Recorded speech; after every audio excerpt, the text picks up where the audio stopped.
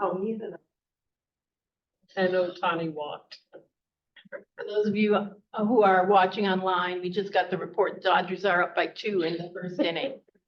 They're interested in the World Series. All right, we've got the recording going. Let's get started. Thank you. Good evening, all. My name is Mike Giannacco. It's good to see some familiar faces and a few new ones. It's also good. I'm part of the team here that is going to do a very high-level sort of presentation of our first report.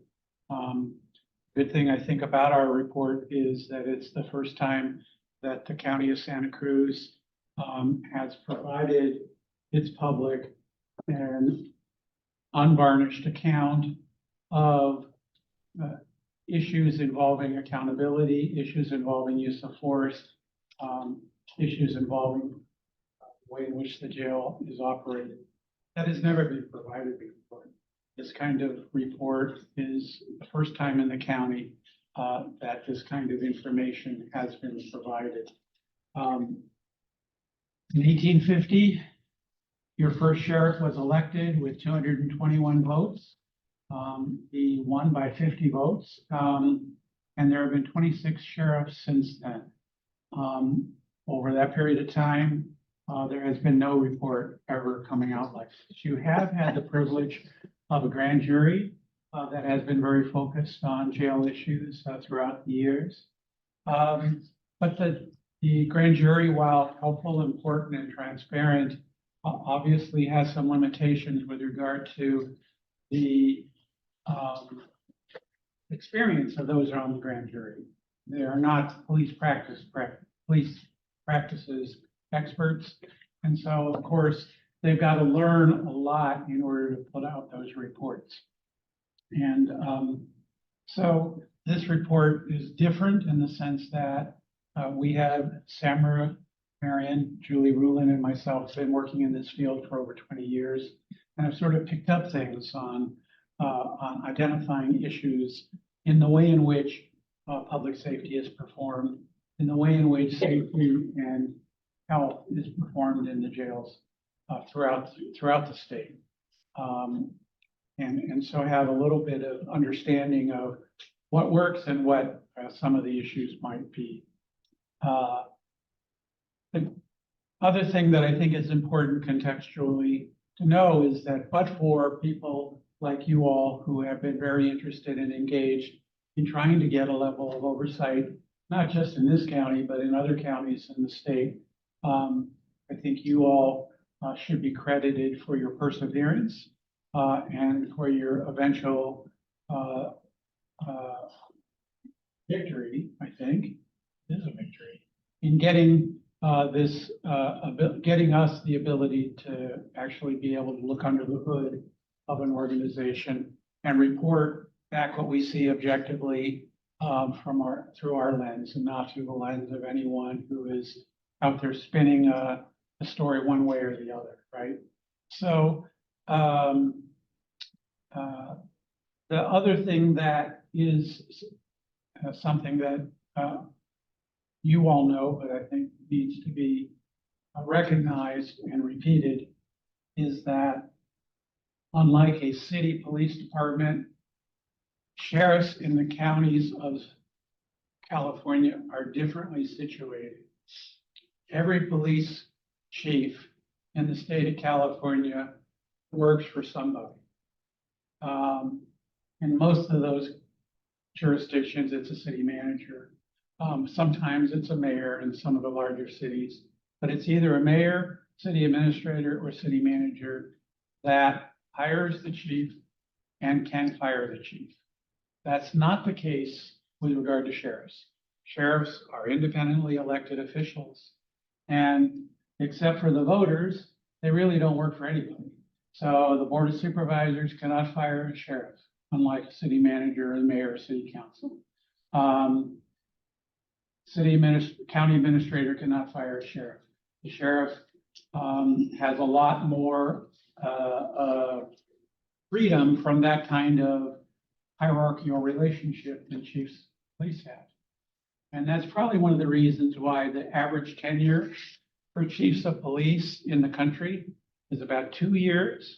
For sheriffs, it's about 20 years. And that's just, again, the nature of the difference in the systems. I'm not suggesting one is good or one is bad, but they are different. And when it comes to oversight, the way in which oversight is able to be performed is impacted by that difference.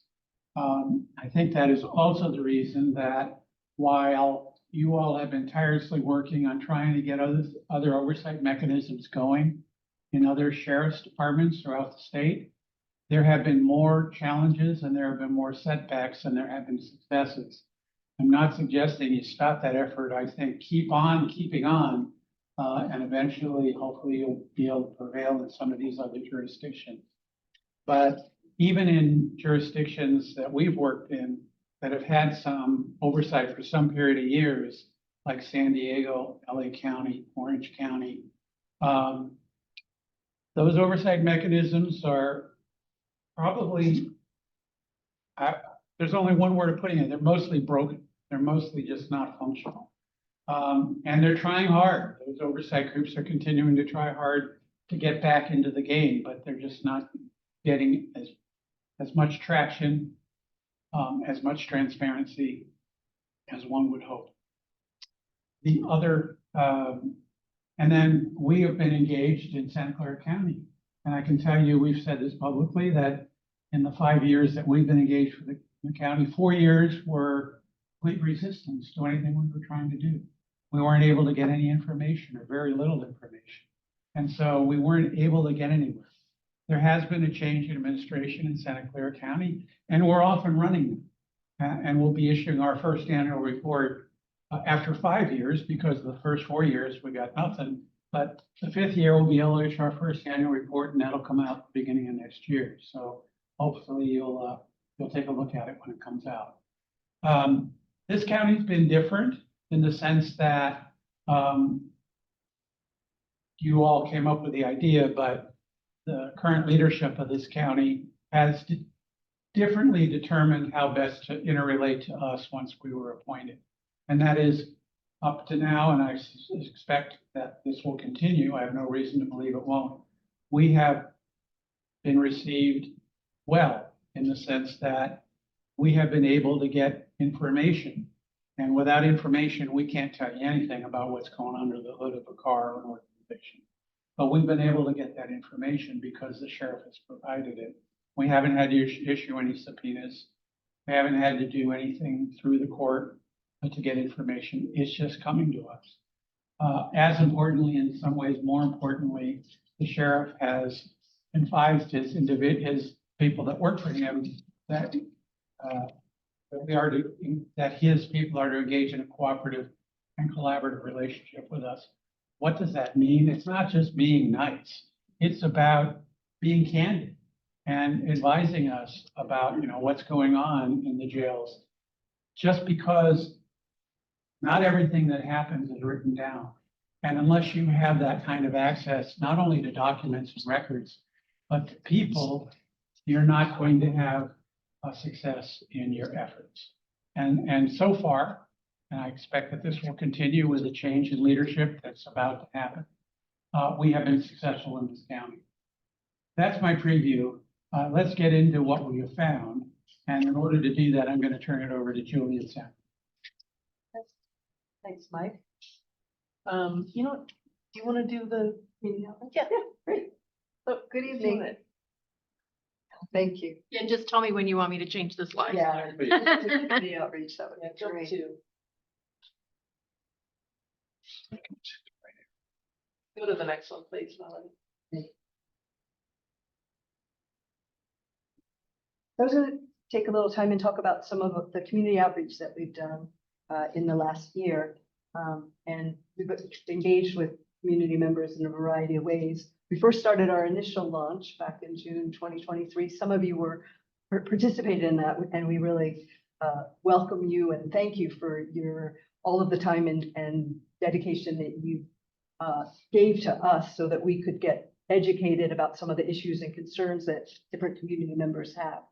So back in June, we held a virtual meeting. That was a time where we could talk some about what the office, the Inspector General office does, and we could also then listen to any concerns individuals had about the sheriff's office.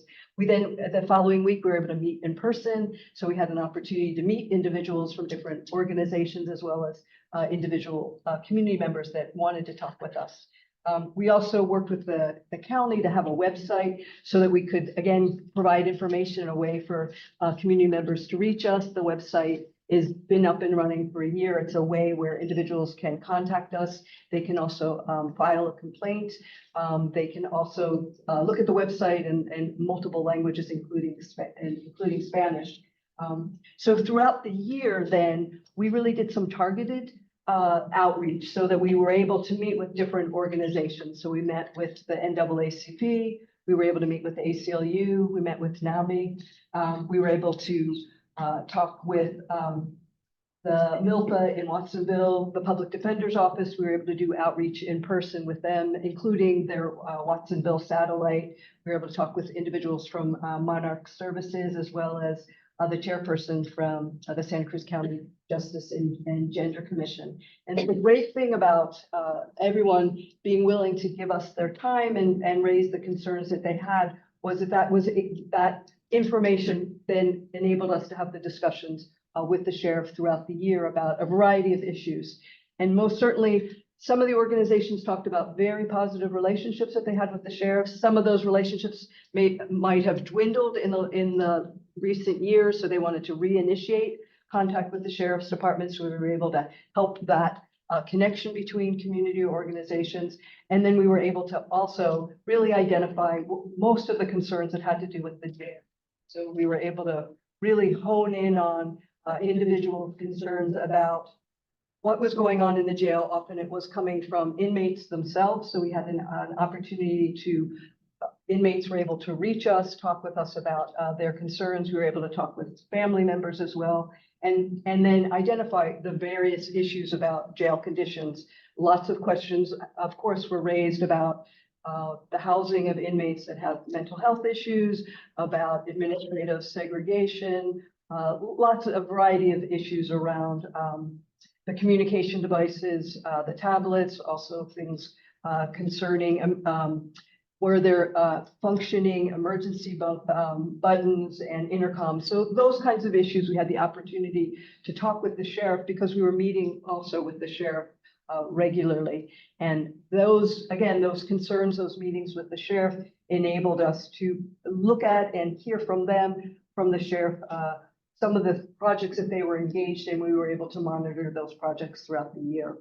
So I'm going to turn it back over to Julie, and she's going to continue with some of the in-depth work that we did. Yeah, one big part of our scope was to sort of hear people's complaints and then guide those through the system of the sheriff's office internal investigation process. So we were contacted by family members and people in custody hundreds of times.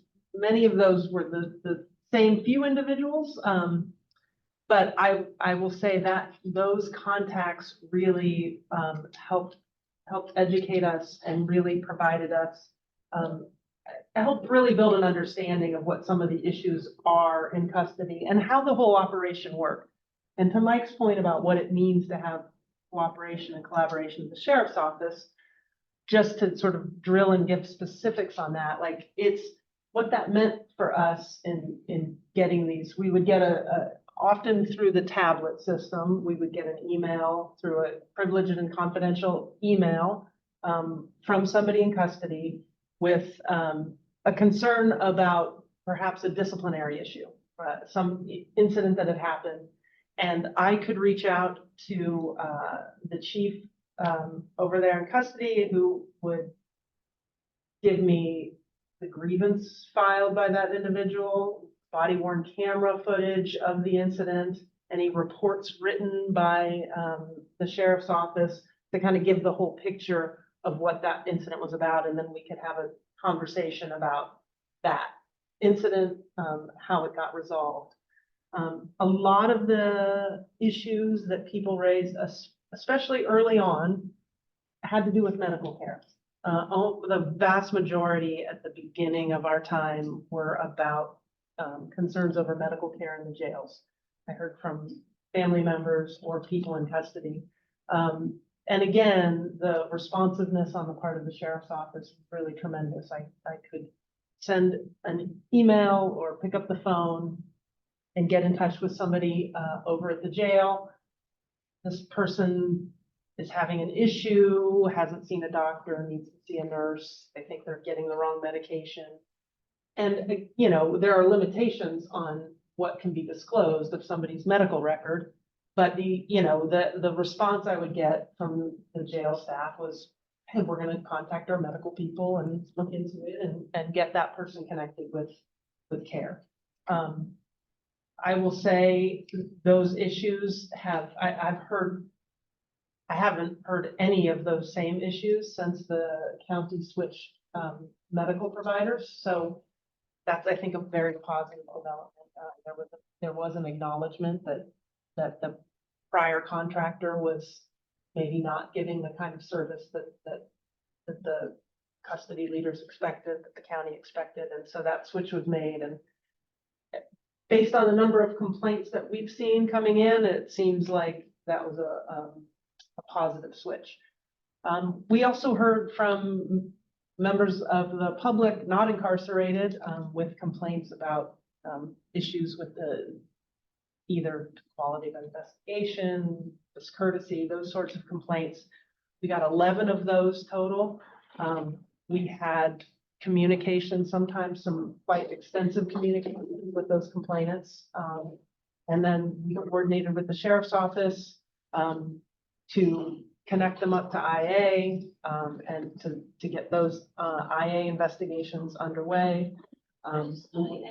Internal affairs, sorry about that. And then we were able to give feedback to the sheriff's office on issues that we identified in those investigations and review them, and again, had full access to those complaints and all the materials.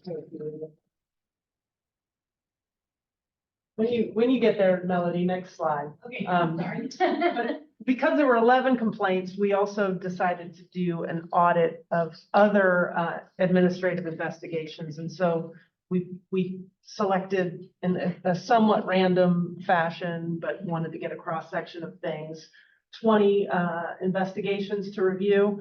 I think overall, I would say that the evidence in those complaint files shows that the complaints were taken seriously and investigated in a timely way, generally assessed fairly. But we did have some recommendations about ways in which the sheriff's office could improve the scoping of the investigations and some of the details provided in the investigative reports. And then two kind of big recommendations coming out of our review involved improving communications with the complainants after the fact. When the sheriff's office takes in a complaint, or law enforcement takes in a complaint, they have an obligation to reply and tell people what happened to their complaint. And we spotted that very early, like the letters were pretty cursory. And so that was a recommendation we actually made early on, and the sheriff agreed and said, yeah, we could do a lot better. If you take the time to submit a complaint, what you want mostly is to know that they took it seriously and that it was, it wasn't just swept under the rug. So when you get a 1 or 2 sentence response, that doesn't really promote that feeling that you were taken seriously. So we've made that recommendation, and the sheriff has certainly accepted it. And so we will see how those letters look going forward. The other one is to revise the body-worn camera policy. There were incidents that we reviewed that we would have expected to see body-worn camera footage, and we didn't. And so we think that we think that policy needs to be strengthened to say that whenever, as a deputy is responding to an incident, to activate the camera Before you get into, because when you're, you don't always know when something's gonna become a use of force. You don't always know when things are gonna get heated. So if you activate the camera before you start the interaction, you're gonna capture whatever comes next. If you wait until you are, things have gotten heated, often what we would see is that, it all happened too fast. I either, tried and couldn't get it activated, or just, things happened too quickly and I didn't get the camera activated. So, again, we think the sheriff's office has been receptive to that recommendation, and we will look forward to seeing where that goes. And then go ahead, next slide. On the use of force, just to provide a little context, this was not an area where we had received very many complaints. This was not a thing that people were calling or emailing or complaining about, including from the incarcerated population. It just wasn't a thing. The numbers are relatively small in the context of the number of contacts that the sheriff's office has. So it wasn't as though we were looking at use of force as this is a big problem that needs to be addressed. At the same time, use of force is like it is the most important authority we give to a law enforcement agency. And so it's really important to us to look very closely at these. Do you consider display of an assault weapon use of force? Yes. Thank you. So, a couple of, I think off the bat, one commendable thing that we noted was a real commitment to de-escalation training. They've put a lot of resources into getting their people to training on de-escalation. And we saw that play out in a couple of incidents that we reviewed. We reviewed a total of 34 use of force incidents, again, selected sort of randomly, but also to make sure that we captured incidents across different types of force, a sort of good cross section. So we saw really effective use of de-escalation in a couple of incidents, and we note those in our reports. Yes. Yes, I read that also. And I'm wondering what kind of de-escalation training they're having for the general population. And then I really have concerns about the people with severe mental health impairments. And there is really specialized, I think NAMI might have done some training. I think also the deputies have not signed up for this job to deal with people with mental health impairments. And I strongly believe they shouldn't be in the jail. They need treatment, they have an illness, they need to be accountable for their crimes when they get stable.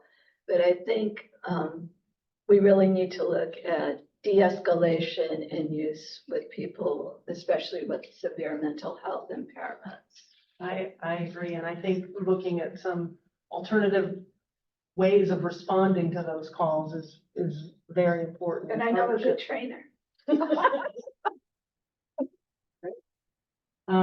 So, a lot of our recommendations were really in this use of force area. Out of 21 recommendations, 17 of them were in the use of force category. And a lot of those had to do with how things got documented.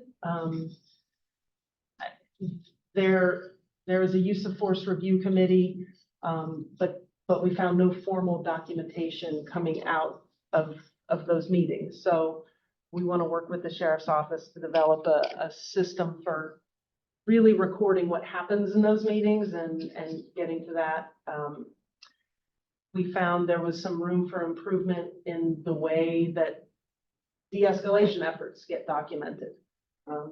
And in the way that these cases overall get investigated and how the review process is handled, just room for improvements in those ways. And we made some very specific recommendations around that.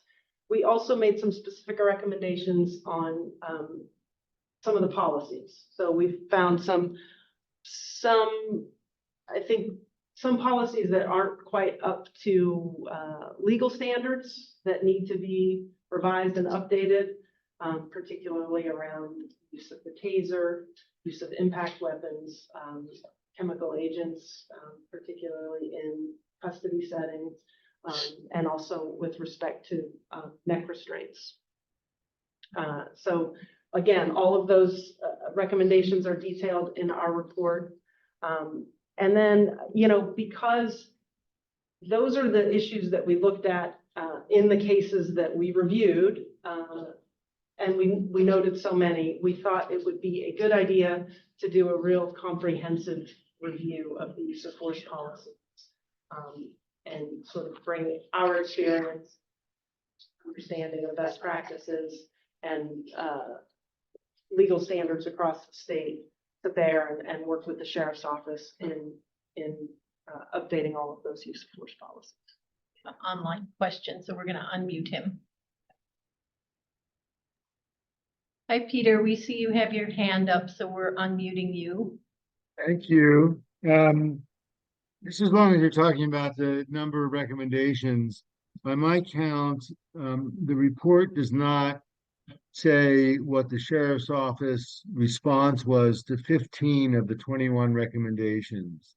I have the numbers if you want them, but and then also to the list, the long list on pages 8 to 10 of your recommendations for improvement to the investigations.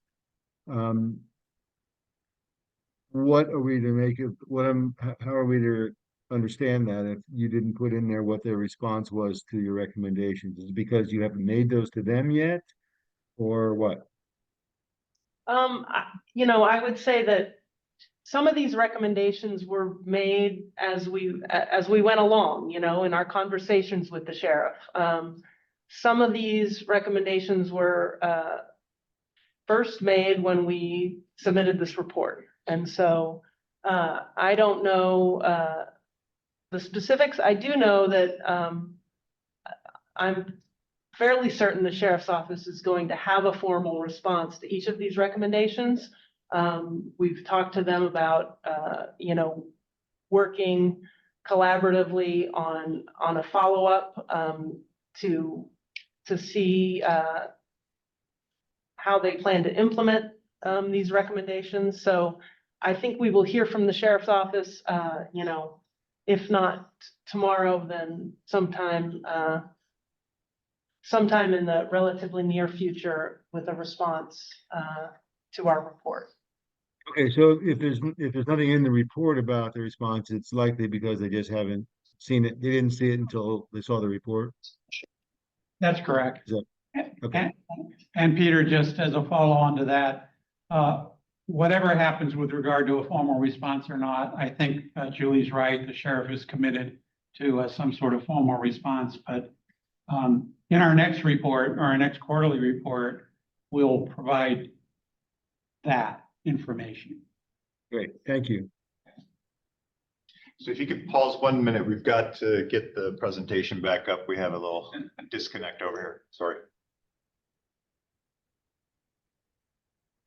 Did someone else have their hand up online? I didn't see that there was anyone else online. No.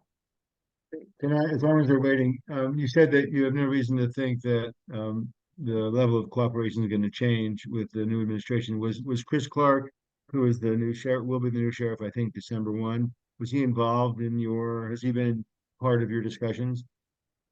Very much so, yes. Great, thank you. We had regular meetings with the sheriff, Under Sheriff Clark, the assistant sheriffs. You know, I had regular communications with the personnel working in internal affairs. Yeah, we don't really need the slides. You want to talk about in custody deaths? Sure. Yeah, so another important area that we worked on was in custody deaths. So during August of 2023, there was an in custody death concerning a 42-year-old man who had died by suicide. So as is the protocol, the sheriff immediately notified us. They then soon after briefed us on the facts that were known. They kept in touch with us as their investigation continued, and then they invited us to, and we attended an in-person in custody death review process. So we were at a meeting, and as part of that meeting, we had this opportunity to observe the level of discussion and dialogue, and many of us have been at other kinds of officer-involved shooting reviews as well as in custody death reviews. So we have something to compare it with, and most certainly the sheriff brought together all of the right people at the table in terms of individuals who had within the sheriff's office who had investigated the case. They made a formal presentation. There were individuals who had conducted the autopsy. There were individuals, the medical and mental health staff were there. And the level of discussion was a robust discussion. We've been in meetings where a law enforcement agency can be very defensive, or it can be a situation where no question is really welcomed. And what we found was a very, an interest in not being defensive, an interest in talking about what had happened. All of our questions were responded to, and we were impressed with the level of responsiveness and knowledge of the detectives who had investigated the case. And also, we were impressed with not only looking at the particular case, was there anything in the future that could be changed, but also looking at the systems, like, are there the right things in place for the sheriff so that this particular situation wouldn't reoccur? So our experience in that first in custody death review was really a positive. A positive experience, and we were confident in the level of a robust review. So I know that from the community outreach that we did, many concerned organizations as well as community members talked about other instances in the past that had occurred, and there's a set of in custody deaths and a sexual assault between 2018 and 2022 that individuals brought to us concerns about those specific cases. And from our perspective and our scope of work does not include going back and looking at those cases, but most certainly being aware of how much concern there was and interest in what happened in those cases, and in what manner did the sheriff investigate, and in what manner has there been lessons learned from those cases. We felt that it would be a helpful process for after those cases have been truly closed, because some of those cases are still in the process of litigation. We've made a recommendation in a report that there be some kind of report from the sheriff about those cases to the extent permissible by law, especially with the eye towards were there systems that have been changed? Were there things that were identified that were problematic? And what has the department done, again, to prevent those kind of situations happening in the future? So that's one of the last recommendations that we make in our report concerning in custody deaths. So would that also include transparency for the public on what happened? Yeah.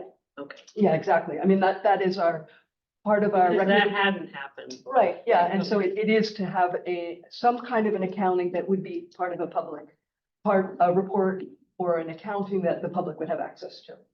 Yeah. One other thing too was classification was an issue that was brought up. I didn't see that you didn't mention that was one of the things that was addressed. Yeah, it is in our report. There was they did a comprehensive review of their classification system, and kind of some new policies. I don't want to say it was an overhaul. I don't know how, that might be an overstatement. But they did bring back this sort of leading expert on classification systems, who designed the initial classification system, and that's used in jails all across the country. And his team did a in-depth audit, spent several days here, went through a process, and gave a report to the sheriff's office along with some recommendations. They provided that report to us, that along with their response to his recommendations. And, there have been some very significant changes in how they look at classification, particularly around administrative separation. There are now, they're doing weekly meetings where they go through everybody who's in some kind of administrative separation, protective custody status, and discuss those with mental health, medical staff, and with the goal of really trying to keep those numbers low and right and correct. You don't want to overclassify, but you also don't want to underclassify. Both things create problems. So. Online. Yeah, on the in custody deaths, the report says you guys are not looking into the deaths and sexual assault that happened before you were appointed. Is that because they happened before you were appointed, or because they're currently in litigation, or both? Because it doesn't seem to me to necessarily follow that you can't look into it just because they happened before you were appointed. Yeah, I think they're just not really within the scope of our work to go back and look backwards at those cases. So for in custody deaths moving forward, we have been and will continue to be involved and engaged in those. Okay. Go ahead, next slide. Was there another question? Okay. The last slide is just talking about sort of our plans moving forward. So, we're going to continue the work that we've been doing. We're going to continue to look at the areas that we've looked at, including some additional, I think, one thing that came out of this report in our interactions with the sheriff's office was an understanding of the importance of their use of force review committee meetings. And so we're going to start attending those meetings. We're going to follow up on the recommendations we've made, as Mike said, and we'll report back on those. And we've heard that you would all like to hear from us more regularly. And so we will do quarterly reports that we can post on our website that just sort of give a snapshot of what we've worked on in the last quarter, where things stand, just kind of to keep in touch better with what our ongoing activities are. And I meant to do this at the very outset, but we have Teresa Magula and Flo Finkel, who also worked on this report, who are joining us, and I meant to introduce them earlier. Thank you both for joining us and being here. With that, I'm happy that Mike's got more. I just have one, maybe two things that didn't show up on the slides. It's important that we continue to hear from you all. And I'll give you an example of that in a minute. The other thing that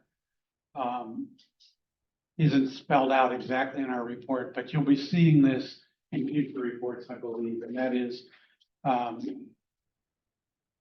one of the things we heard, and I think it was largely based on the fact there was no information, was this early on, was this perception that no one's held accountable within the sheriff's office, that no one is ever put to task for mistakes of the mind, mistakes of the heart, mistakes of the soul, performance issues.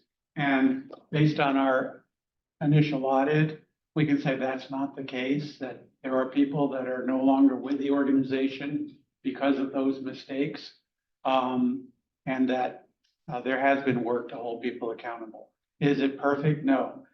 Is more to be done? Yes. Is more guidance necessary? We think so. So that's a theme that we'll be continuing to be playing for you. But the other piece that I wanted to say is the value of your input. So I'll just give you an example. And I'm going to call out the guilty here, so be ready, guys. So we're on a phone call with Peter Elbum and Lee. And we were talking through some of these issues. And in fact, the idea of more frequent reporting came out of that conversation. But another thing that came out of that conversation was a way to report out to others on what we've been doing and the year that we've been, the annual reports. And based on that conversation, we kind of thought about, well, we can send this report out. People will have access to it. The media will report it. It'll be on websites. It'll be on our website. It'll be on the county's website. I think it already is. But what about the incarcerated people? How are they going to get a report? So Julie mentioned this tablet. Every incarcerated person has a tablet. And so as we were talking, I was thinking, why don't we put our report on the tablet so that the incarcerated people can actually see it and respond to it and give us any reactions to it and tell us if it's right or we missed something or if it's all wet. And so we did that. We made that recommendation to the sheriff and he's committed to doing that. So this is the first county in the state of California where incarcerated people are going to be able to look at an audit report done by an objective group of individuals. They're the people most impacted by it. And with that, I will end and turn this over to any questions or not. I have a question about what you just said. So if that's the case, then is it safe for them to do that? Is it completely private? Are they able to make their? Yes, I think so, but Julie knows more about the tablet situation, and I think she's asking about the You mean if somebody, if The incarcerated person responds, responds to this, reading the tablet, that they have some concerns with it, is that information? Yes, there is a way for them to communicate in a private and confidential way with our office. Yes, through the tablets. through the tablet.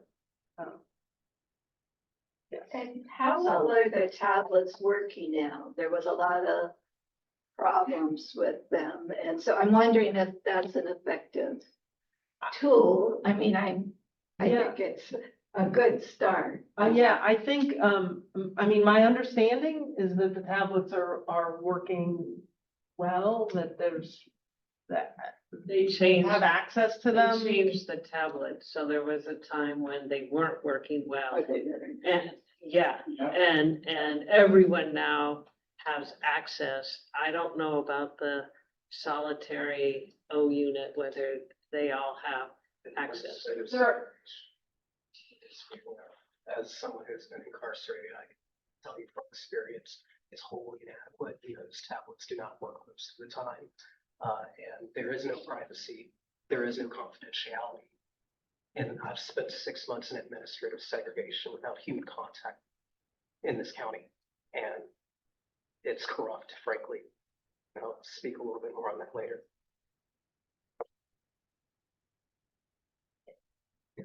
The tablet concern is not one, I don't know if it's gotten better since. I'm just taking it from inmates who have shared with me that it's better. Yeah, incarcerated. But we can certainly look into that. And are the locks finally working? So I can give you an update on where we're at with that system. We're very close to being done, actually. Everything inside the jail has been completed. So the new locking system, the new cameras, the new panic buttons, they're all in.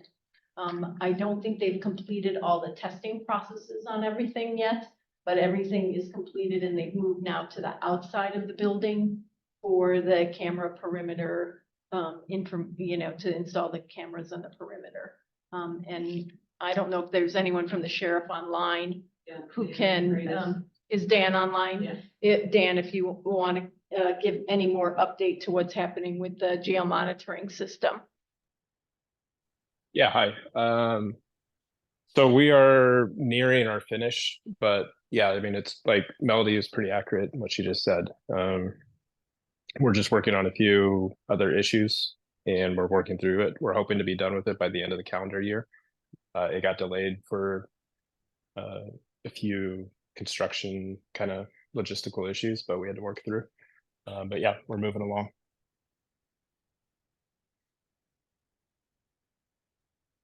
Go ahead, Lee. And you meet with this gentleman afterwards and take his oral complaint? Absolutely. And put that into the system, please? Yes, sir. We're thinking the same way. I already have my card. Are there other questions in the room or from people online? Peter. Go ahead, Peter. I have several questions, but I don't want to dominate the, but if nobody else there is raising their hand, I'll just start. This is sort of a pretty important one, I think. So clearly when you are giving this report about how good the investigation was and all that, you're relying entirely on what documents the sheriff gives you. You have not done anything, I think, but I guess that's the question. Have you done anything to check on the accuracy of the reports as opposed to the thoroughness of the investigation as shown in the reports? Do you know, for example, somebody says, this happened. Have you done anything to check whether that statement is true, that something in particular happened? And if not, do you feel you have the ability to do that? We have the ability to see all of the investigative materials. That includes video, that includes interview statements. Right. If we feel like the interviews were not thorough, we have the ability to ask to raise that as a concern with the sheriff's office. In the ones that we are reviewing, the complaints that we take in. So yeah, we've been assessing investigations for decades, and have reviewed reports, have reviewed interview statements. Yeah, we are not conducting our own independent investigations here, if that's the question. We're assessing the quality of the internal investigations done by the sheriff's office. I do want to ask about independent investigations, but my question really is when you're assessing the quality of it, I think, and maybe because you have to, you're relying on what the documents show you they did. You have no way of knowing whether they are accurately reporting what they did. Is that correct? It's not correct. Okay. I'll just give you an example, Peter. An internal affairs investigation will consist beginning with an intake interview. That may be us initially if it's a complaint that comes directly to us. So we will have information from the complainant. But eventually, in order for there to be an effective investigation, we would hope the complainant would agree to sit down with internal affairs and be interviewed. That would be tape recorded. So we would have not just the summary statement of the interview that, the internal affairs investigator put together, but we'll have the actual interview. So we'll know, because it's recorded, what that person said and the questions that were asked, and more importantly, what questions may not have been asked, if there were leading questions, if there were areas that were not covered that were part of the initial complaint. We'll have all that information and make a diagnosis based on that. In addition, if the incident involves an encounter between an individual and a deputy, either in the field or in the jails, we'll also have access to the body camera footage that will likely capture that incident. We talked a little bit about some of the defects in the policy, which is a problem, and we're going to fix that, hopefully. But we will then be able to review the incident. If it's a use of force incident, we'll have still camera, body-worn camera of the incident that we will also then be able to independently evaluate instead of taking the sheriff's office word about whether or not the inmate slugged the deputy first, or the deputy reached out first, or if there was a threat, or if there was a comment. We'll have all that information. If in fact there are interviews of witnesses and in internal affairs investigations, There usually are interviews of witnesses. Again, those are going to be recorded. We're going to listen to them. We're going to review them, and we're going to learn whether or not the same kind of investigative thoroughness was applied to that particular interview or not. And if it's not an objective interview, we'll say as much. Finally, the subject deputy will be interviewed. Again, that is pursuant to Peace Officer Bill of Rights. He or she will have an attorney there. Those are all recorded, and we will then be able to evaluate the deputy's version of events and compare that to all the other information and evidence collected during the investigation. So we're not just taking the investigative summary or the sheriff's word for what these individuals said. That would be insufficient, inadequate, and I would never sign on to that kind of evaluation because it's incomplete. The reason we're accessing this raw material is because the raw material is critical for us to be able to do an effective, objective evaluation and effective evaluation of how objective, how fair, and how thorough the investigation was. Great, thank you, Mike. On the independent investigations, I know, I'm sure you recall, when the Board of Supervisors approved your appointment, there was a lot of back and forth about whether you guys would be entitled to do independent investigations. We were concerned by the wording of the proposed ordinance that you weren't, and we were assured by county council and the CAO, I believe, and some members of the Board of Supervisors are like, oh yes, you can do independent investigations, you just got to ask, but you have subpoena power. Do you, the three of you, believe that you are empowered to do independent investigations? I think that they're, again, depending on the circumstances and the interest and the nature of the allegation, that we be situated in order to be able to do that kind of investigation.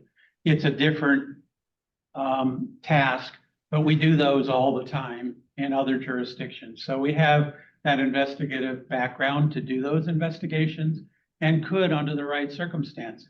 I'll give you one example. For example, if it's a high-ranking official that's the subject of an investigation, that's where agencies struggle with an ability to be objective because it's very difficult for a sergeant of internal affairs to be interviewing a captain about the captain's alleged misdeeds. That imbalance creates all kinds of issues. So that would be an example. If there was a wide-ranging allegation involving some interdepartmental friction or hostile work environment or sexual discrimination or those kinds of cases, we find that agencies are often not very well equipped to do those kinds of investigations because of the amount of incidents that could be incorporated into that investigation. So that might be another example. So we're not certainly closing the door, and I think the assurances you were given, Peter, are still valid today. Good. I have more questions, but let somebody else ask. I don't think you answered his question, at least in what I heard. Yes, you have the capability, the expertise to do these investigations, but I shared the concern with many at the time of the Board of Supervisors approval that in order to do those, you had to first seek permission from the sheriff to do them. And that's what I want to know. Have you gone to the sheriff and asked permission and been rejected No. or restricted? The direct answer to the question is no. And that's because we haven't found a case in which we felt there was a need to do an independent investigation. Yes, sir. Well, I'm a builder, and when we get into a tough problem about building, I like to step back. Sometimes in building, we go all the way back to gravity. We don't want it to fall on us. I'd like to step back and talk about the fact that law enforcement have guns and we don't. And law enforcement operates from a command and control perspective. And not many of us like being commanded and controlled. And I've witnessed when you get more than 2 or 3 cops together, you have a great potential for a cop riot, which then they blame on the victim. Our sheriff is displaying incredible arrogance in playing games with compliance with AB 481, listing military equipment per the bill. I don't have the code site, it's now law. And he's playing word games about his assault weapon inventory.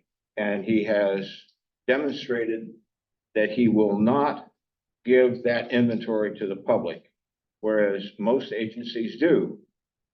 So with the sheriff refusing to comply with the law because of word games, what we don't know is, we don't know the cost of the weapons.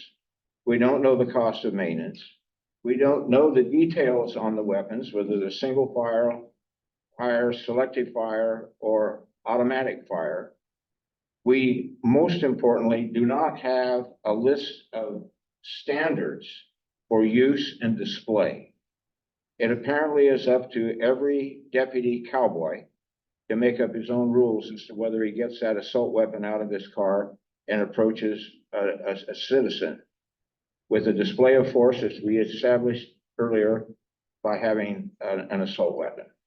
I don't know how you can deal with this.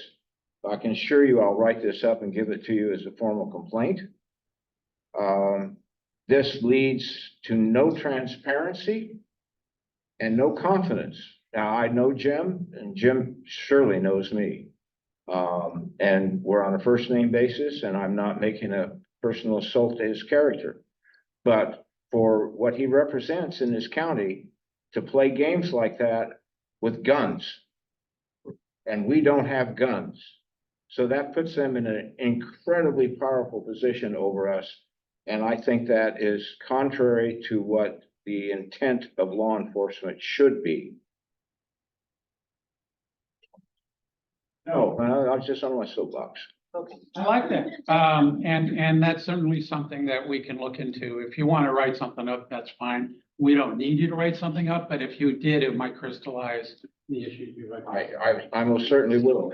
And the Carmel Street incident, which I took pictures on, and I believe I shared them with you, were dismissed out of hand by the sheriff's office, because I talked to the deputy who did that. But we had, for people here aren't familiar with this, we had a building that was evacuated, and all of the deputies had their assault weapons out, which tells me that there was an active shooter situation. It was something that required an assault rifle by the deputies. And yet all the people they evacuated out of the building were standing around and smoking and drinking cokes and yucking it up with the officers, and they're all wearing their assault weapon. I mean, if there was a reason to have an assault rifle out at that time, you should have all of those employees evacuated to the other side of the street, to the other end of the block, so they're out of the line of fire. And that's what I mean about the cowboy mentality of let's bring out the assault rifles and show them. There apparently was nobody to show. Fair enough. We look forward to your write-up. Oh, you'll hear from me. Anything else? Yes, ma'am. I just really appreciate the work you're doing, getting together with the public, hearing all of these different ideas. And I'm coming from a point of trying to learn how this whole system works. I have a relative who was incarcerated, not in this county. I'm coming from the aspect of severe mental illness. I read in the report that we have 35 to 40% population with people with mental illness. Is that correct? But I'm sure there's a spectrum. And then is there people with severe mental illness? Are they kind of documented? There's this many people. I have read a previous report, and I can't remember the numbers, that there are people waiting who are incompetent to stand trial. So they're languishing in the jail, and it takes forever to get a bed in a state hospital or a community base. I see that we have more things coming up this year with Public Defender's Office, really working with diversion. We have the CARE Act coming, which is a voluntary program, and I know people who are family member, not my family, but I know, and people who are in that program in Santa Clara County and having progress with voluntary, treatment for severe mental illness. And so, and I guess, so when I'm trying to decipher and learn, what is the relationship that you can investigate between the new medical providers and the sheriff's office? So just looking at the 4 cases that were talked about in here, the pepper ball launcher, and do you look at Penal Code 2603 to see if all of those legal procedures are followed? Is that something within your scope? I mean, there are, Because those are cases that were I documented. haven't, the direct answer is like, no, I don't look at the PC 2603 litigation, the whole process that happens in court. That is not. That's out of really your some- scope. Yeah, and it's something, when we're looking at those particular incidents, it's Mhm. the sheriff's office is coming there is the court order to do the medication. Uh-huh. The mental health provider is saying, we need to do the medication. Uh-huh. The sheriff's office is in the very difficult spot of needing Right. to make that happen, right? So it's not really, we haven't gone and questioned the validity of the PC 2603 order. That, my understanding is those orders, the individual has representation in the court. The county has representation, it's litigated in the court, the judge signs it. I'm not dug into those. The question that we're interested in is once that order is there, how does the sheriff's office interact with the mental health provider? What is the process for carrying out that court order and getting that medication to the person? If that makes sense. Yes. And then kind of another question, again, that I don't know the answer to. Like in Santa Clara County, they have a mental health unit within the jail. They have psychiatrists, they have nursing, they have the whole gamut. What do we have in Santa Cruz County as far as providers? Because, I read the report there that the deputies will have the person restrained, and then the mental health person, probably a tech, comes in and gives them the meds or injection, whatever that might be. Mhm. So I'm just wondering, what is the status of the medical providers? And is there some way we could have a report from them, what their duties are?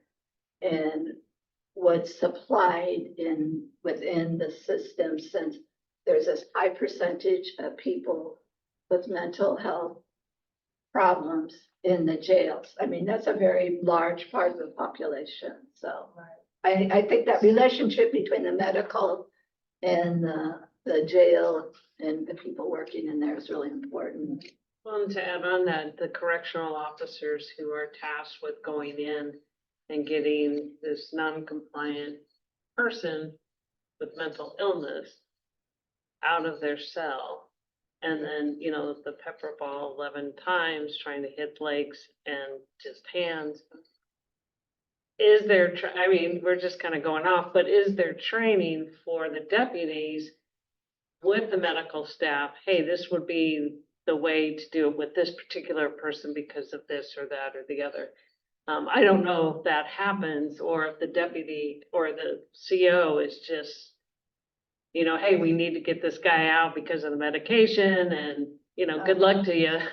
We're here with the shot. Yeah. And I think on the flip side of it, I have been in the hospital setting, in the the psychiatric ward where people are free to move around. And these type of things happen there. There's not, voluntary compliance, but they have techniques to work with people to get compliance. And that type of thing doesn't happen in a jail.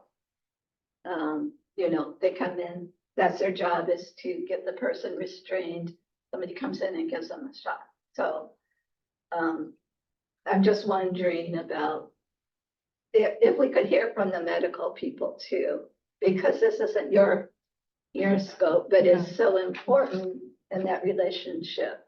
Well, and that is definitely one thing that, and we discuss it a bit in the report, is that what is the coordination? And can we get some better documentation? Can we get some greater assurance that there is this complete sort of that wraparound? Are we working with mental health providers to really, to before that, let's just go in. And again, that's where I think greater documentation would be very helpful. I really appreciated those recommendations. Yeah, And trying to understand. yeah, how I mean, this all works. it's the setting in a jail is so different from in a mental hospital, and the limitations of having people in cells is so cruel and Conditions there are inhumane. And But to your point, no, to your point, the way in which the decision is made, the coordinate judge signs it, but then the way in which that's executed and when it's executed and how it's executed, those are issues that are fair game to us and within our scope. So we did a very, very detailed study of these kinds of questions in Santa Clara County, and we have reports that we wrote about that. But time, I mean, is there flexibility on time? Do you need to get that court-ordered medication right now? Can you wait an hour? Can you wait 2 hours? Can you wait a day? Those are the kinds of questions that we think, we'd like to further explore, and whether that's going on in your jails. The second question is coordination. Julie touched upon that. And that is, are the medical people involved in that discussion? And is there discussion about any pre-existing conditions of this incarcerated person? So for example, if the individual has asthma or respiratory illness, you don't want to introduce chemical agents in that situation, right? And then communication, and that is, and we work together as a facility to figure out the best way to do this very arduous task that's not going to be easy, with the least amount of likelihood of injury to staff, injury to the incarcerated person, as best we can, right? In a very difficult situation, and the fact that they're in cells as opposed to, in a psychiatric setting. Those are the kinds of questions that we asked ourselves in Santa Clara and answered, and I think that's a project we could work on here. And there was a report out in Santa Clara County about the use of chemical agents. Yes, we wrote it. Okay, because then I was able to talk to the inside people. They have 3,000 to 3,500 inmates per day. Right. And the use of that was very minimal compared to maybe 4 cases in a very smaller. Right. Yeah. So. So I want to go back to the people online. for a Couple of second. hands raised. Couple of hands raised, and then Becky, I see you, so we'll, yeah. Hi, thank you again. I have a few really, I think, specific short answer questions and then something about the future here. First of all, just out of my curiosity, there's 20 people online. How many people are in the room there? We can't see them at all. 8. Just curious. Eight people, yep, 8 people Great. plus the Thanks. So two of us staff. the they want you to talked about been incarcerated here in this room. And we have one individual who identifies that he's the only person who's been incarcerated. okay. in Thank the, you. Oh, there's everybody. Hi, everybody. Um, that I think the one surprising thing in the report was the statement on page 2 that the jail facility is maintained by an entity outside the sheriff's span of control. And then later on at page 40, it says it's the General Services Division or Department. What's the relationship between them? I mean, can the sheriff not get done whatever he wants, whatever within budget, whatever he needs to get done, or does it have to get passed through the GSD and approved by them? so I'm going to talk to you a little bit about how the sheriff's budget works, and Dan can jump in as well if he wants. So the sheriff's budget has some money in their budget that they hold for maintenance of the jail. And typically they use that for emergency issues that come up that need to be addressed immediately so that they don't have to go and ask for appropriations for anywhere. Then we have within general services, there is different levels of capital projects that get budgeted within the general services department budget. And the general services, by the way, takes care of all of the county facilities. So they have responsibility for every county facility. And so they have, again, they kind of have those, oh, this is the, an immediate short-term project that they budget for that they know is coming. So we know we need to replace a boiler, for example, in 2 years. And so they're, preparing for that and putting that in the budget so that when the 2 years come, they have the money in the budget, they can go ahead and, replace the boiler. They have money in the budget for long-term projects, right? Oh, we're going to, and I'm just throwing this out here. I'm not saying we're doing it. We're going to build a new jail, right? So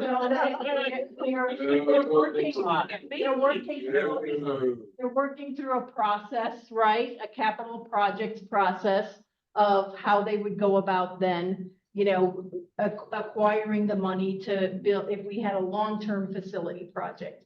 So you've seen maybe at some of the board meetings, the Freedom Campus Master Plan.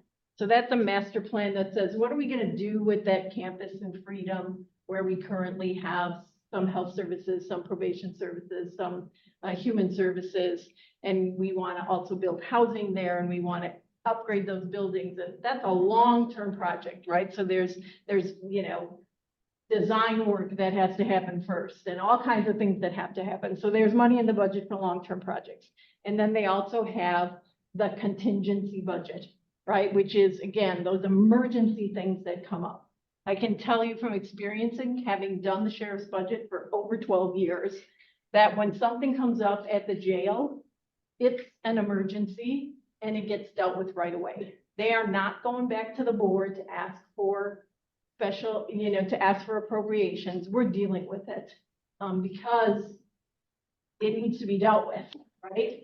This whole jail monitoring system project, that was a longer term project, right? We had to do an RFP process. We had to go through various things. But again, once that project hit the ground and we contracted, it's been going and it's actually on schedule and on budget, which is, an amazing thing. So I would say generally the sheriff does not have to go begging for money from the general services to get something done if it's deemed to be important. Now, if it's a long-term project, or say let me tell you another example. At Roundtree, they got a grant a number of years ago from the Board of Community Corrections, with the state agency, to redo things at the Roundtree facility to make it more workable.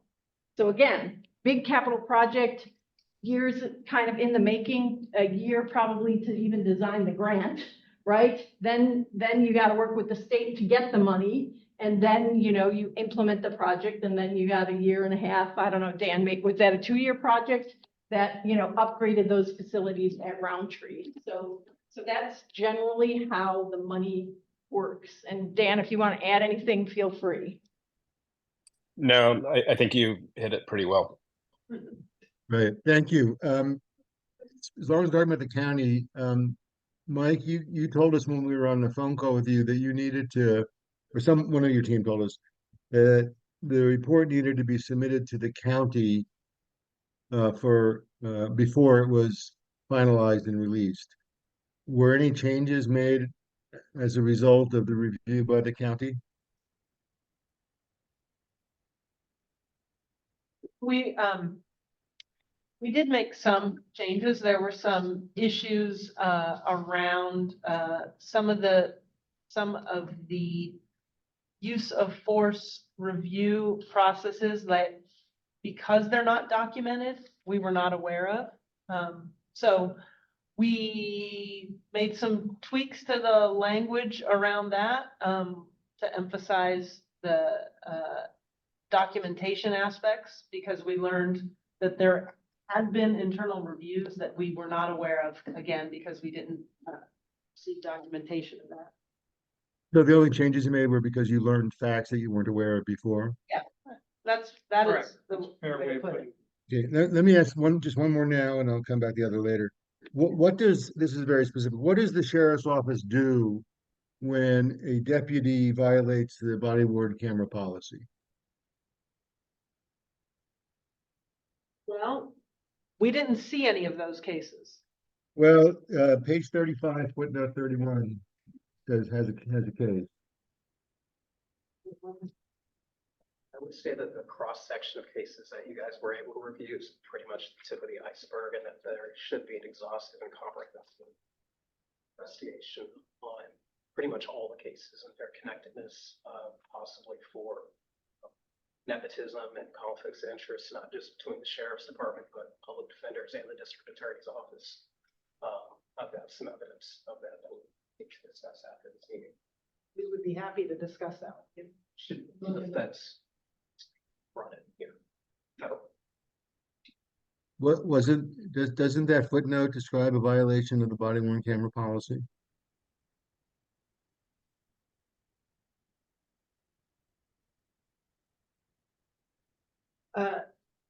Yes, I think your question was, what do they do? And What is the sheriff, how does the sheriff's office respond to that? How do they discipline the person, re-educate them? Do training for everybody, or what? There could be counseling. It was frankly an issue we didn't see addressed very robustly by the sheriff's office. And we think the current policy gives a little too much wiggle room in terms of how it can be interpreted. It's not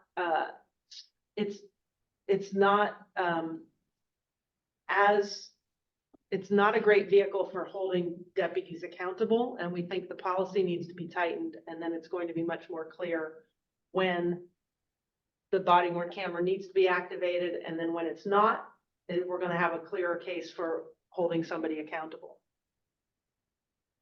Another way of saying that, Peter, is that the policy does not provide sufficient guidance to deputies on what the expectations of the organization are. And we see this a lot. So the first step is to make that clear in the policy. And then once it's clear, this is what you need to do in order to come within compliance of the body worn camera policy. If there's non-compliance, then there can be interventions. But right now, this is a legal term, Peter, it's too mushy, the current policy, and that needs to be tightened up. Thank you. Well, Peter, I'm going to move on to a couple other people who have questions. We had Bernie, and was there someone else? I think Bernie, you're next. That's right up there. Oh, and Yeah. Laura. All right, thank you. Yeah, well, good evening again.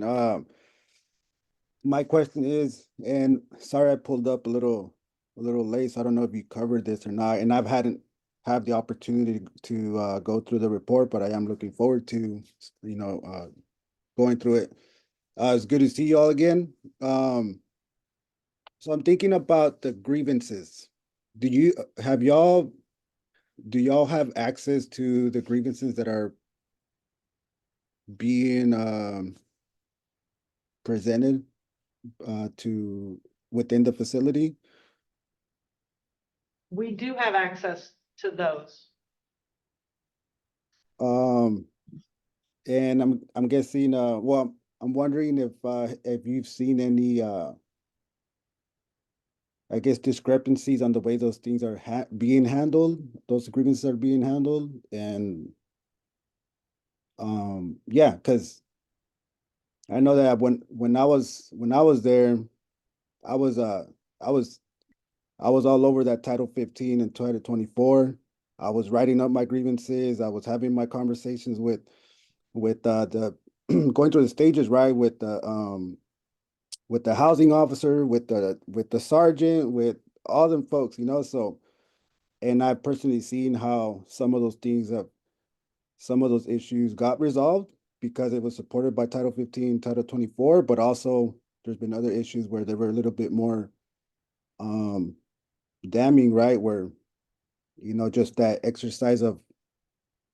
the exercise of power has, you know, they kind of just threw it, like kind of just swept it away and whatnot. So I'm just wondering if you've seen anything, yeah, that raises concerns in the way they process those grievances. And I think you've mentioned that a lot of those things are being recorded and they're doing that type of their due diligence in that way. So yeah, sorry for the long-winded. No, not at all.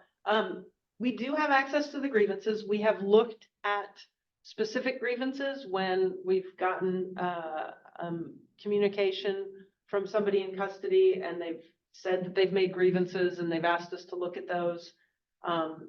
And it was something that we suggest in this report that could be the subject for a future audit in the way we looked at in depth at a number of administrative investigations and use of force here, that looking, doing a sort of random audit of a select number of grievances and looking at all of the materials around those grievances and the responses and any appeals, that could be a future sort of audit project for us. So it is something we're definitely interested in doing, and we do have access to that. Okay, thank you. And this is another question too, just so, you know, when it comes to recommendations, right, a lot of the times, at least in my experience that I've seen, is, you know, you recommend for training on the use of their tasers or chemical sprays or whatnot, what may have you, right? I think, do you believe that here in Santa Cruz County, based on your investigations and everything that you're learning, that this county is able to, I guess, how can I say this? Would it be a site to remove chemical agents and or tasers within this facility? Meaning, because of the recommendations you made, right, around training and stuff like that, just wondering, yeah, if you see that removing those apparatus, right, would actually make better sense than giving more money to the sheriff's office for a training that they've already gone through, you know what I'm saying? Like, and I guess this is it would be more of an opinion, so I don't know if you can answer it or not, but it is my question, you know? Don't know how to use the toy, take the toy away from the child. I'll take a stab at that, sir. What we're seeing in the report is it goes beyond training. It really goes to identifying clearer policies with regard to this is the conditions upon which a taser would be authorized, and making sure that those are consistent with best practices. The same would be true with regard to chemical agents. And the issue that we are dealing with is whether there are tighter policies with regard to the conditions under which chemical agents would be used, that would be provide better guidance to deputies and ensure that the expectations about constitutional standards are again being met. That's our first step. The larger question about whether tasers or chemical agents should be in the jails, that's really a policy question that goes sort of beyond our scope. But Yeah. what we're saying is that if you're gonna use them, you ought to use them, and everyone ought to be on the same page about what the conditions are upon which they can be used. Yeah, totally. Thank you for that, because I totally agree, right? And it just, yeah, again, there's just incidents I've been a part of that I've been in, that that have seen, like, it's it's not necessarily the sheriff, but the squad, the SWAT unit coming in and stuff like that, and just looking at those policies too, and that. So yeah, I appreciate it. And yeah, I'll take a step back and thank you for your time. Thank you. Thank you. So I have Kathy Welch online and then Becky. Oh, was Becky next? Thank you. I'm gonna go Becky first and then Kathy will come back to you. Well, thank you. I just wanted to add on to what this gentleman just said and to what you said.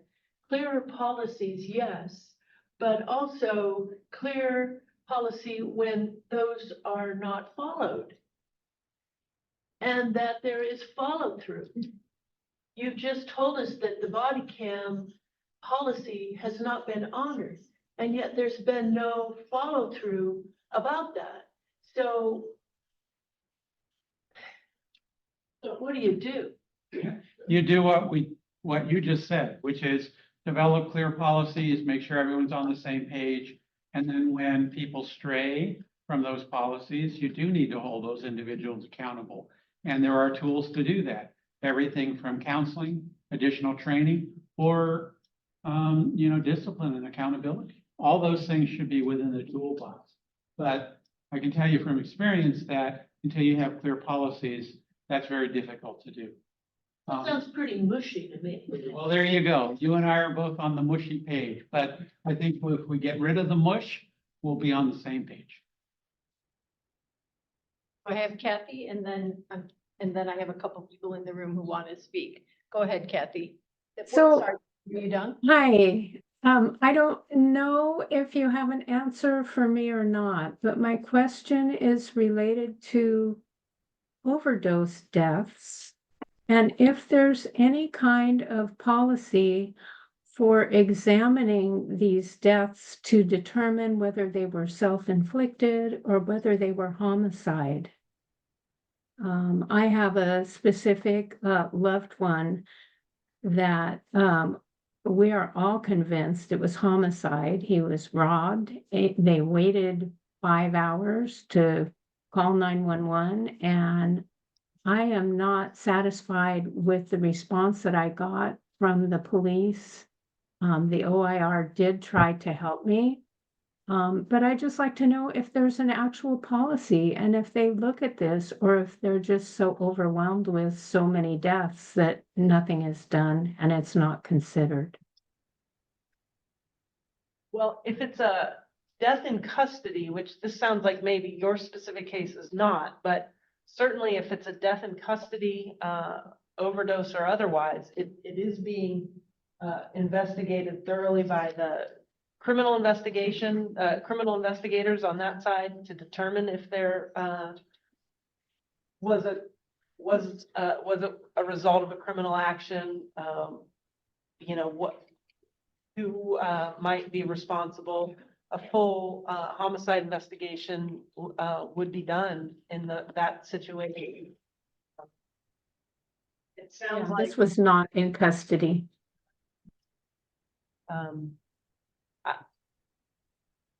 I can't speak to the specifics of that, but generally speaking, there are policies that govern how a law enforcement agency would be investigating an alleged crime. All right, thank you. No, I'm sorry, it's hard to answer unless we have the specifics of the case.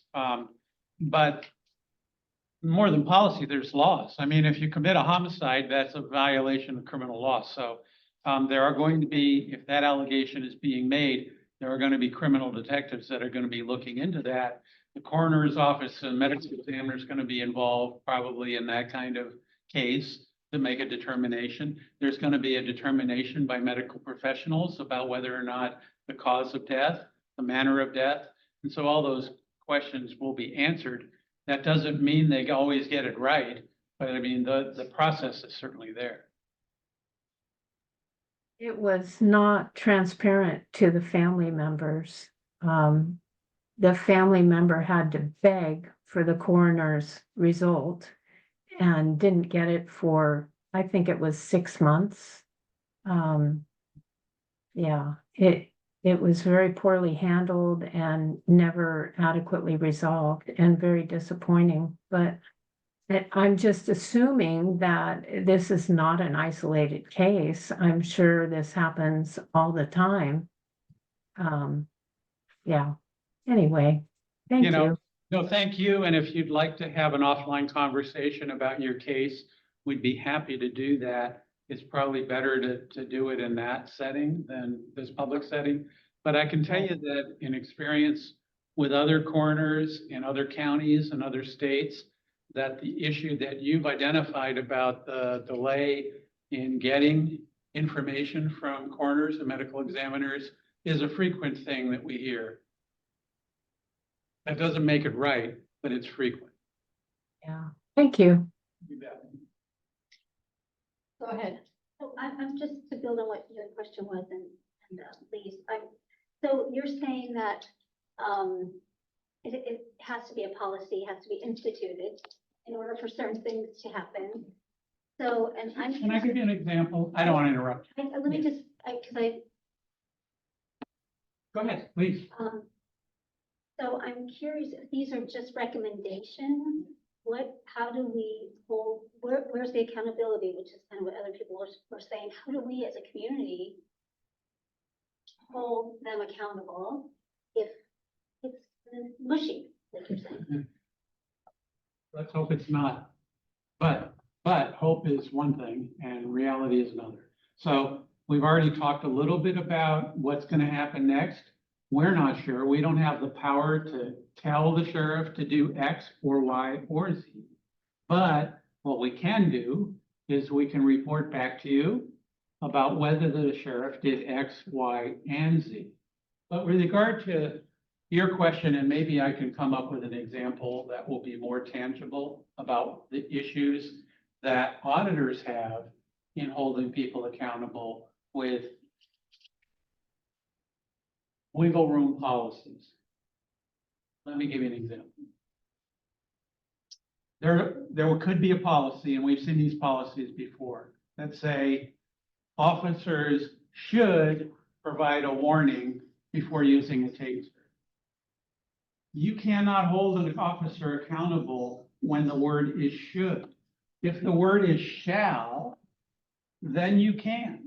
So that's I think a good example of what we're trying to do here. We're trying to make any shoulds shalls so that everyone will understand what the expectations are. And then once you violate a shall policy, then you're in better situation with regard to holding people accountable. Great, thank you. And is there a timeline for your should to shall?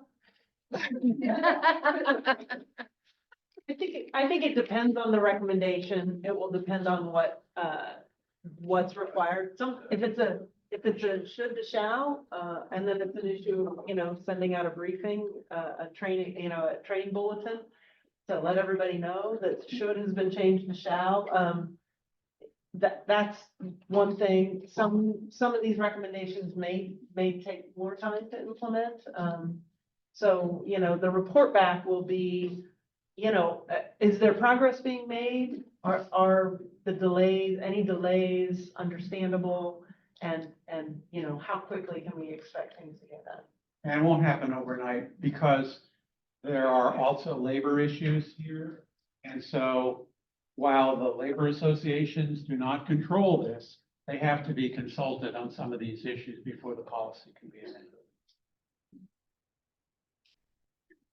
I just want to make sure, I see that there's a couple people online, there's still a couple people in the room, I want to make sure. Did you have questions that you wanted to ask? Yeah? Thank you. So that's pretty much the only person in this room who's actually spent time in jail. Having been arrested numerous times for crimes I did not commit, crimes I was never charged for, held without charges. Okay. for 7 days while sick. And have been personal witness to much of the violence and issues within that jail system, as well as outside, and the way that laws are, I would enforced. We need more outside help. The sheriffs need to be drug tested. There is evidence of some deputies involved in drug trafficking in this county, and involved in sex trafficking in this county. And I am the property manager of a Buddhist monastery in Boulder Creek, and I'm pretty much the only African American in that area. And it's very sad, to be honest, to be here and be the only person representing that population that's currently paying the bills for people, working within that jail system.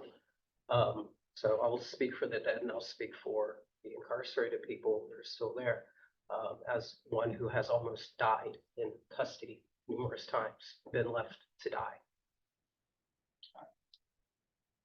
I appreciate you, one, being here, and two, being willing to share your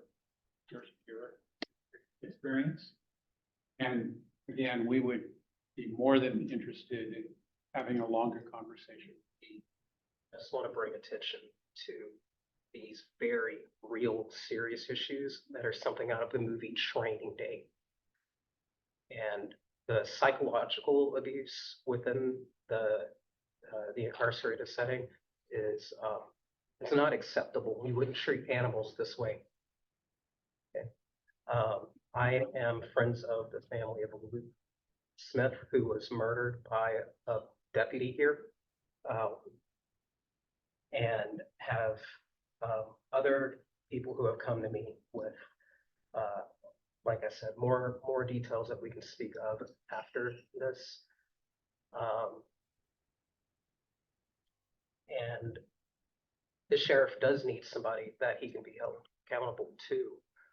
You said earlier at the beginning of this meeting that there's really nobody, effectively. That's not okay. That's not, people die. Okay? People die without graves to even be put in here. And their families don't know for months while their ashes sit on shelves somewhere. And I've had conversations with these family members. And they don't have anywhere to go and cry and grieve. This is wrong. The report, I expect it to be, honestly, at least twice, if not 3 times as long. And I highly suggest that whoever the authorities and powers that be, as well as the community at large, who will hopefully look into these matters, pursue some level of accountability for the sheriff that they can be answered to, they will have to answer to, especially when we have members of our community who have, who's also a caretaker, admitted to child sexual abuse in this material, and they haven't been arrested for a year, even though they volunteered as Santa Claus at Dominican Hospital. Okay. So the picking and choosing of cases for which they decide to make arrests on or bring to the DA to file cases on, and then some very obvious and clear levels of conflict of interest between DA and the public defender's office and the sheriff's office. There needs to be more oversight, and this is not adequate.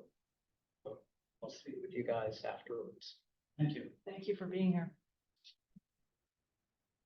At Beverly, and then I see Peter has his hand up again. Inmate welfare fund, is that a public? Can the public look and see how much money is in that, what they're doing with it? So the inmate welfare fund is reported in the budget, and the sheriff has to do a separate report, which I can't remember the timing on that, but they do a separate report on the inmate, but it is a line item that you can see in the budget. And I'm gonna make a note to myself, Beverly, to show you where exactly to look for that, because I know sometimes looking at those line items. You know, I tried, I could Yeah, not I'll find. make a note. But does it show where that money goes? I mean, where I'm coming from is that for a brief moment, the phone calls were free. And, a staff person at the jail told me they would lose $86,000 because those phone calls were free. And so then now that they're back to charging on the phone. So I just kind of wanted to look and monitor that, since state prisons, all the phone calls are free, and juvenile hall, all the calls are free. So why are we still charging for That truly does degrade the mental health and the Right, psychological. right, well-being not of the having person. free- It right. Only aggravates, obviously, the interactions that they have with the deputies there. That Right, right. God bless those deputies' hearts, inside and outside of those jails. It's a hard job. I understand that. So anyway, if you'll let me know, and then I could follow up, and I don't know, just throwing over there. Take a look, because I know they say they get basketballs, but the basketballs are flat, and so I just want to kind of figure that out. Thank you. Becky, I'm gonna go to Peter because he had his hand up, and so then we'll do Peter and then Becky, and then I see Pam Sexton also has her hand raised. So go ahead, Peter. Okay, real quick, thank you. I see in the report, you're gonna start doing the quarterly reports out that we had discussed on the phone. I just wanted to know what form that's gonna be. And then secondly, there are almost, 25 or so people on this, so that's not bad.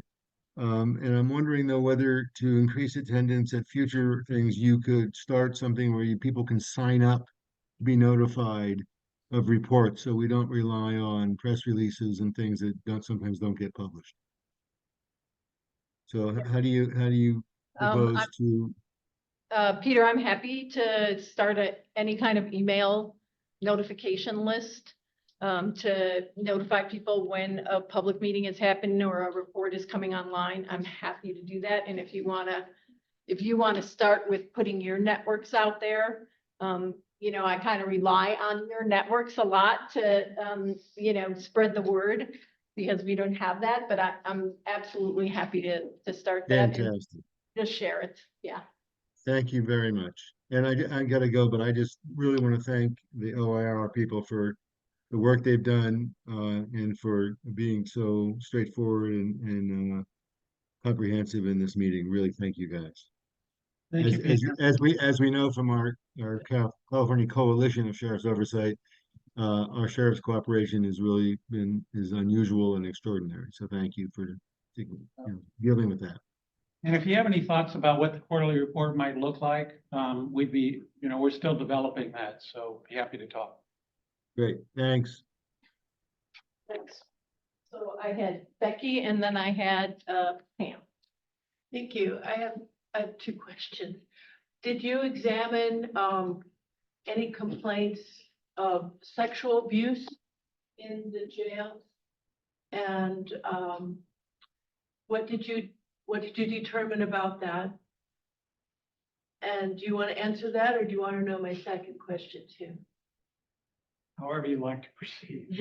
I will answer that. We got one complaint from a person in custody that he was sexual in nature, and that the allegation was that he was forced in a hospital setting to walk in the hall without his pants. We had the body worn camera from the deputy who accompanied him that clearly contradicted his account of that. That his pants were pulled up before they exited the bathroom. So it was very clear evidence that contradicted the person's account of the encounter with the deputy. Did you, and did your investigation also look at the Blaine Street facility? We didn't see any incidents or any complaints coming out of Blaine Street. When we first got started, Blaine Street was still closed, and reopened. I don't remember exactly when it reopened, but Samara and I had a chance to just walk through it today and talk to some of the women who were there. But we didn't see any complaints or have any investigations coming out of Blaine Street. And you looked at all facilities, including juvenile hall?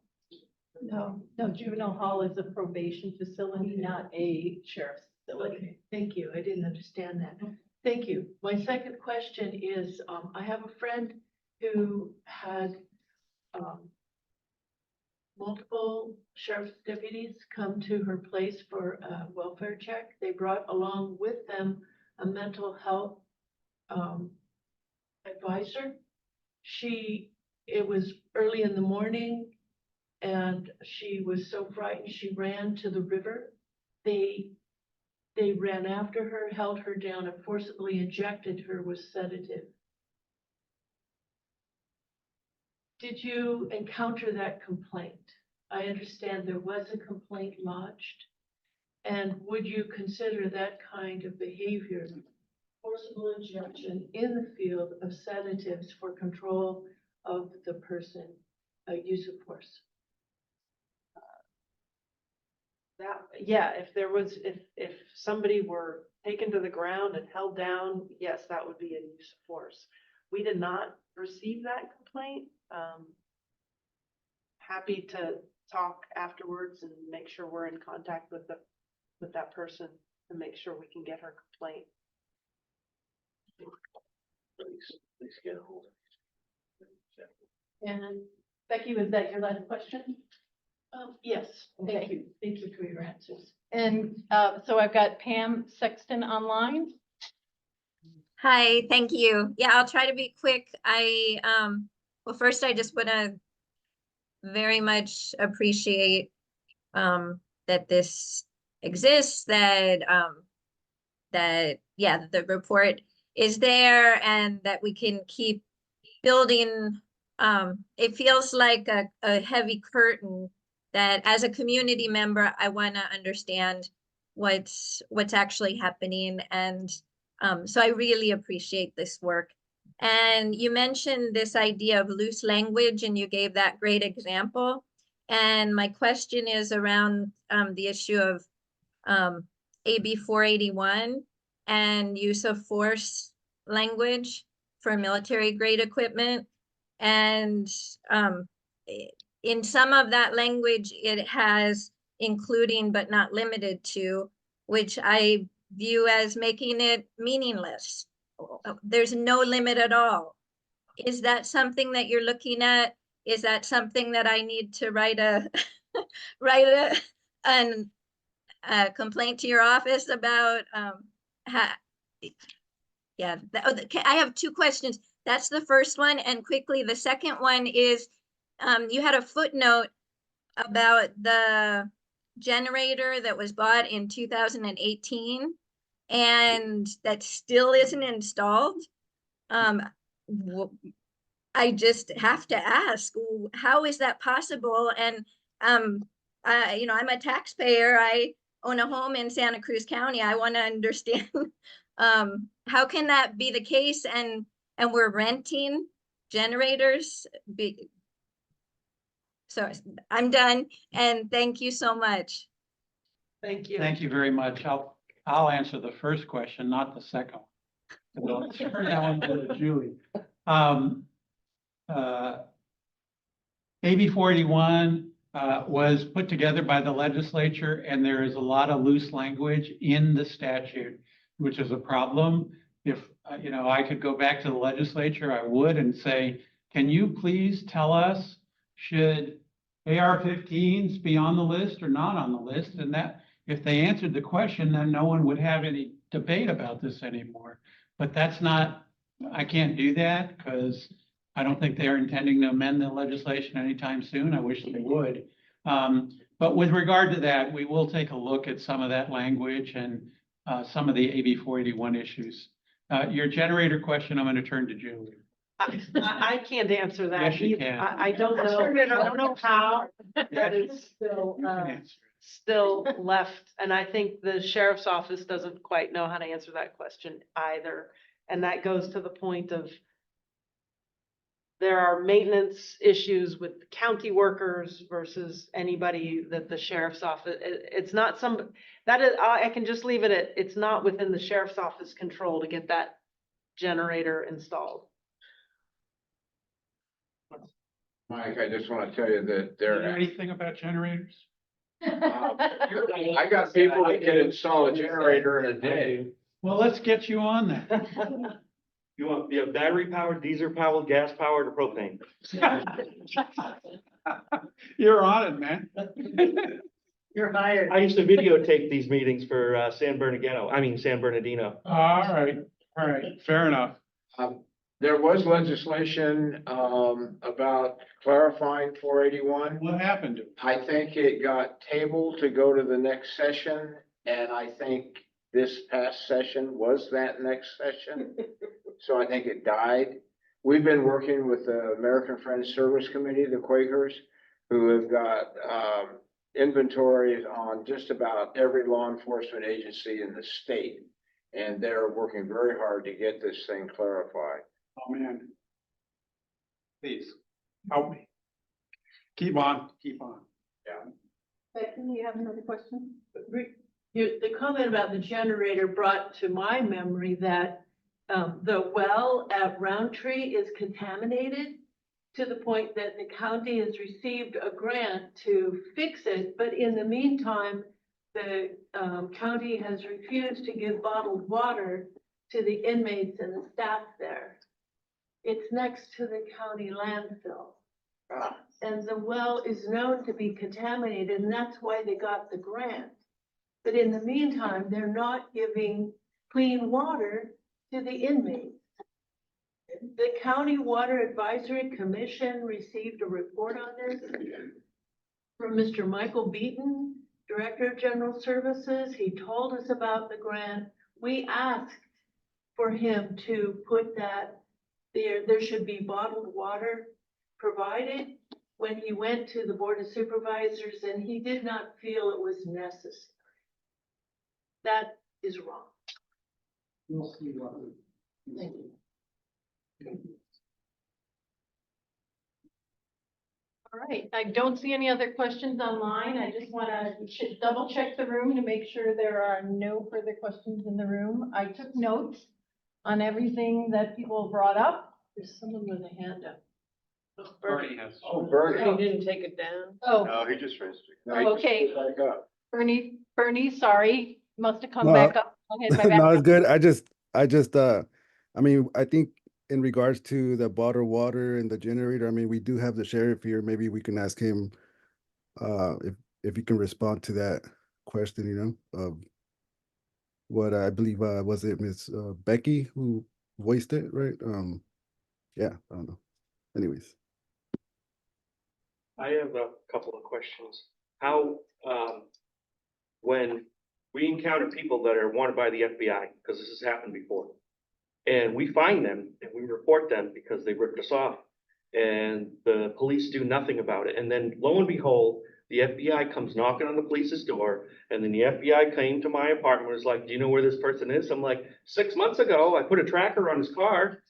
But, you know, it was 6 months ago that the guy escaped and he ripped off people in the tune of like 8-9 million. He's sitting in Santa Cruz Harbor right now. He's sitting in Santa Cruz Harbor right now, ripping more people off on their boat repairs. And that person has been around. He ripped off someone in San Jose to the tune of about $1.5 million. Where is our white collar divisions? Why are we sitting outside Joe's downtown Boulder Creek, waiting for everyone who has an eyedropper full of alcohol to come out when all these people who have extorted other people are going free? Number two, we have people who are serial squatters who are wanted by the FBI and are on the no-fly list for fathers wanted for terrorism. We took her in, we didn't know who she was, and we found out who she was. And then she's trying to come up with all kinds of cockamamie things. of saying I'm her dad and I'm responsible for her and all this other stuff, stealing my tax return paperwork from my house in Folsom, because I'm a part-time resident here, and the police have done nothing. So we need a white collar crimes division. Today, I'm at Apple where I work. I go on for an interview with a company called HCL. Do you know what they do? They said they wanted to do a coding interview. Do you know what happened to me today? They back-hacked my laptop and tried to pull down all the code that was going on. So there's all these little white collar crimes going on, or less non-violent crimes, that we need to have these people, investigate. I'm one of those people. I would be a blank hole magnet. That's kind of what I am. And unfortunately, anybody you want to find, you should just ask me, because I'll run across them any old place. And that's it. Fair enough. You're welcome. That's a very important point. It really is. White collar crime is just not prosecuted at all. Is that in your scope?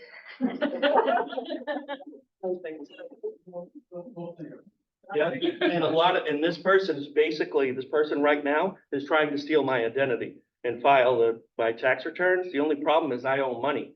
So all she's gonna do. Sucker. The wrong person. So, okay, you're gonna file that? Oh, you're the person, you're identifying yourself? Good. Let's, now that we know you're not the person and everything else. Okay, on that note, Yes. I want to thank everyone for participating. Thank you to the OIR group for their first annual report and for, holding the public meeting to really talk to you folks about it and get some feedback. And really, Certain things that we have asked follow up on, and there are certain things that are direct one-on-one conversations for follow up. So, Michael will, if he can't find you, I will tell him how to get in touch with you, because I really do know most of you, though I will ask, and I'm sorry, I don't know your name, the person who's representing the incarcerated, if you would just connect with him directly after this meeting so that you can exchange information. I think I know everybody else who said something and know how to connect you. So yeah, other than that, Michael can give you cards as well. Please remember on the OIR, on the Office of Inspector General website, there is also, you can just go there and file a form and it goes directly to them, right? It goes directly to them. And it's secure. And it's secure, yes. We spent a lot of time, here's my tech person, we spent a lot of time on the issues of security, both for people who are outside the system and for people who are inside the system so that they could report things confidential. Please avail yourselves of that.